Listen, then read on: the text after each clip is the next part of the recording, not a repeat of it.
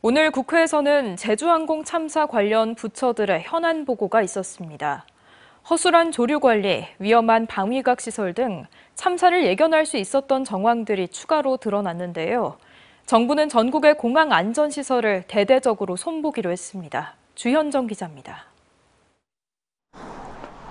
무안국제공항의 조류 퇴치 관리는 허술했습니다. 참사 항공기와 충돌한 오리 등 다양한 조류가 참사가 일어난 시간대를 중심으로 공항을 가로질러 이동하는 습성을 사전에 파악하고도 예방 인력은 맞춤형으로 운영되지 못했습니다. 77.7%가 밤 9시부터 아침 9시 사이에 발생했어요. 근데 주간에는 2명 인력, 야간에는 1명만 배치를 하고 있는 거죠. 이게 오히려 차라리 거꾸로 돼 있어야 되는 게 정상 아니겠습니까? 기체 폭발을 야기한 콘크리트 눈덕형 방위각 시설에 대한 사고 위험성 역시 오래전부터 지적되어 왔습니다. 지지대 재질에 대해서도 지금 이 보고서에 적시가 되어 있습니다.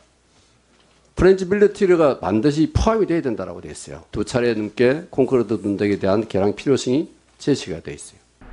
정부는 전국 모든 공항에 조류 탐지와 퇴치를 위한 첨단 시스템을 도입하고 충돌 시 사고 위험성이 높은 콘크리트 시설물은 지상에서 모두 없애기로 했습니다. 참사 원인을 밝혀낼 최종 보고서는 늦어도 오는 9월까지 초안을 마련한다는 계획입니다. 참사 책임자, 2차 가해자에 대한 경찰의 수사도 속도를 내고 있습니다.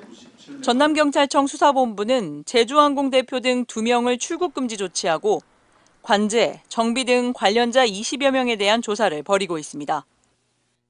경찰청도 온라인상 허위사실 유포, 명예훼손 등의 사례를 243건 확인해 20명을 입건하는 등 피해자 특정에 주력하고 있습니다.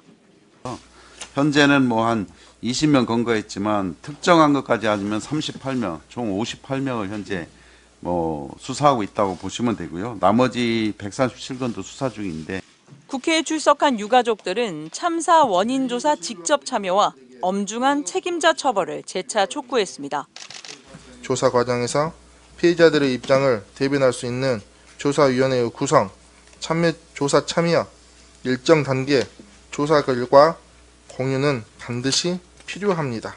이 참사의 원인 제공자들로 하여금 응분의 책임을 지도록 해주시길 간곡히 부탁드립니다.